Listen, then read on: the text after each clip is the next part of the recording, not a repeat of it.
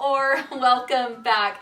I was recently watching a video by my super cute friend Natalie Bennett here on YouTube, and she was talking about the minimalist rules that she breaks. I love this concept. First of all, there are no rules to minimalism. She touched on that, and I want to as well. People think that to be a minimalist, you have to only own maybe a certain number of items. You can only do certain things. You can only spend so much per year. You can only live in so much square footage. I mean, the list goes on and on of these like qualifiers for minimalism. And the funny thing is, none of these are true. There are absolutely no rules, no set rules to minimalism. And that is the beautiful thing about it. It is meant to be liberating and give you more freedom, not confine you. So I thought it would be fun and maybe a little bit interesting to talk about some of the stereotypical minimalist rules that I don't follow. We have minimized significantly over the last year and a half. We've gotten rid of about 80% of our stuff, which is huge. So we are living much more minimally, much more simply, and I do strive to be clutter-free just because that makes me happy. So anyway, today I thought it would be really fun to talk about the minimalist rules that I do not follow. This is just meant to be fun and informative. Let's jump right in. There is a beautiful aesthetic called the Scandinavian style. It is gorgeous. It is very streamlined, simple, lots of natural wood. It is very minimal. It's not something that I follow. I definitely prefer a more rich color scheme in my house, not the natural woods and natural colors aren't rich, but I see it in kind of a different way. I do like to bring some color into my home, like a bright blue, or sometimes I've even had purple in my house, and I love that.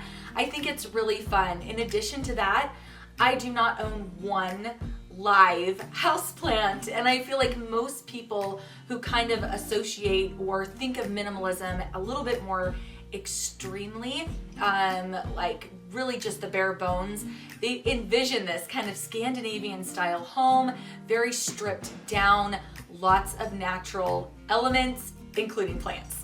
I don't have any. I just cannot keep them alive. And I have talked about this before. I would love to own a plant and take care of it and watch it thrive. So that is something that I'm looking forward to doing at some point. But as of right now and up to this point in my life, I have never had a live houseplant. Something that I really admire in a lot of people who choose to live more minimally or more stripped down, a more extreme minimalist lifestyle, is that they shop very sustainably or only shop secondhand. I admire this. I think it is definitely a goal worth striving for. I am not there yet in my journey, and maybe, and I hope to make it there at some point, but I am not there. I shop at Target. I shop at Home Goods. I shop in stores that are not necessarily sustainable. I think this is going to be kind of controversial. I might even get some hate for saying this, but that is my honest truth. I do not just shop sustainably. I don't only shop secondhand. I have tried to really shop more secondhand items over the past year and a half, just trying to think a little bit more ethically and a little bit more consciously, and it has been awesome. Facebook Marketplace is something that I have really valued, and I've bought some amazing items, clothing, furniture, you name it. I mostly shop secondhand for my kids, clothing, toys even. I try and get as much as I can secondhand. I do not have a capsule wardrobe. This is like the signature of minimalism in a lot of people's minds. You are not minimalist unless you have a capsule wardrobe. I think this concept is beautiful. It's brilliant. It makes shopping in your closet for yourself so much easier. It's mix and match items. A lot of basics a lot of maybe even neutrals where you can mix and match different tops and pants.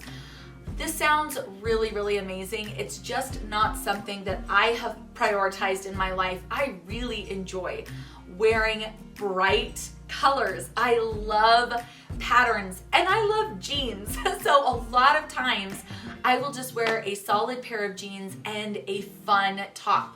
Of course, I'm wearing black today, but I do have a lot of fun with my wardrobe and I have pared it down. I don't have very many items in my wardrobe for each season. I probably only have 7 to 10 different tops and maybe 2 pairs of pants. So I'm extremely minimalist in the number of items. But as far as a capsule wardrobe, mix and match, neutrals and basics, that doesn't really appeal to my aesthetic that I want. I think when we picture an extreme minimalist and an extreme minimalist home, we envision everything organized, absolutely everything, down to the silverware drawer, and it's just an amazing goal. I want to get there. I am not there yet. There are areas of my home that I have organized and they have stayed organized, and these areas of my home are like my favorite. They function really well, they're beautiful to look at, but I have not made the rounds through every single area of my home, underneath every cabinet and in every drawer. I definitely have not gotten there yet. And again, it's a process, it's a journey. That is something I am really, really anxious to do, is organize every single area of my home, at least to an extent where every single area is just functioning really well. I know where things are and there's no hidden clutter. I'm really good at hiding the clutter visually, anything that you can see, but sometimes underneath the surface things are a little bit disorganized. Again, I've cut back significantly on the number of things, so I do have like empty drawers and bare cupboards, but I would like to organize every single area of my home. So that is something that I look forward to doing, and of course I'm gonna bring you guys along on my channel, so always stay tuned for new organizing videos. I don't know if you're familiar with the Montessori method. It is incredible. It's like a child-based learning, child-led learning, I should say, education process. I think it's absolutely amazing. A lot of minimalists follow this kind of Montessori style play with their kids. All the toys are wooden, the toys are open-ended, so basically no Legos, no characters like from different movies. I don't follow that. My kids really do enjoy like a nice wooden toy, but we have the other stuff too. We have Legos and Duplo, and we have little characters and figurines from, you know, the Marvel universe, and my kids love Pokemon and collecting different cards, and I don't see that there's anything wrong with that. I think it's really nice to round out your child's toy collection with things that are open-ended, like blocks, balls, scarves, things like that, that you can just use your imagination with and be really, really creative. But for us, it doesn't work to only have these items. So yes, we have plastic toys, we have character pieces, and we just enjoy play in all different forms. I love cleaning products. I love finding a really nice smelling cleaning product. I've got a stainless steel cleaner here, my absolute favorite surface spray, which is Mrs. Meyer's Mint, a squirt and mop for the floor. I have talked about before on my channel how much I love baking soda for cleaning, and I do, but it's not all I use. I know a lot of people just use homemade natural cleaners that are vinegar based, or anything that you can make from home.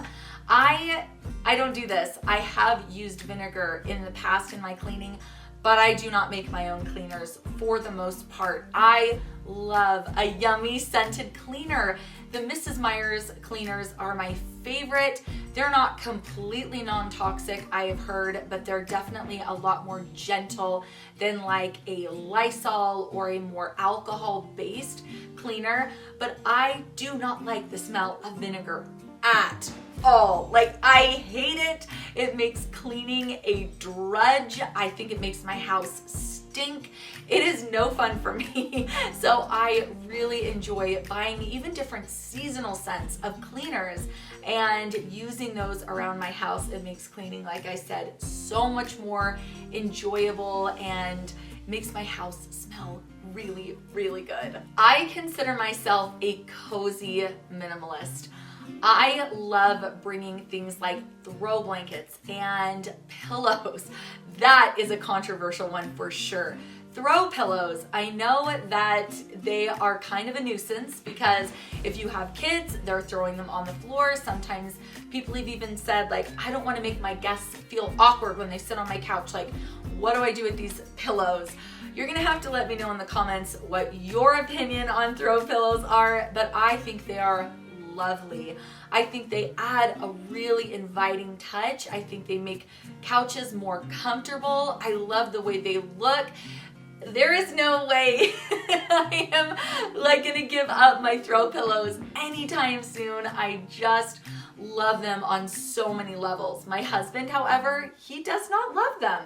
He thinks they're annoying. He does not appreciate the aesthetic. And I don't know, this is definitely one that I see kind of having two sides or two opinions on, but I love decorating. As you can see my bed, I love throw pillows. I love warmth in the home, cozy blankets, candles, anything that's gonna make my home feel inviting, like come sit down, come get comfortable, come get cozy, is something that I really, really value and I want in my home. I keep baby clothes. We have a 2.5-year-old daughter and I have kept about 40% of her baby stuff just because we're not sure if we're done having kids, and I really want to be able to give the clothes away to a family member that has a baby girl. So I have hung on to those things, and a lot of really bare bone minimalists would not keep anything that is not serving you in some capacity right now, today. But I do have those things stored. They're in tubs in my basement, and I'm just kind of waiting to see. I'm not ready to part with them, but in a couple of years, if nothing has happened, we decide not to have more children, and nobody has a little girl, then I'll definitely have to pass them on. But for now, we are storing them. I will leave Natalie Bennett's video linked down below. She, again, was the inspiration for this. I love this idea. Let me know if you're a minimalist and what rules do you break. Anyway, I hope you guys have a beautiful day, and I will see you soon. Bye.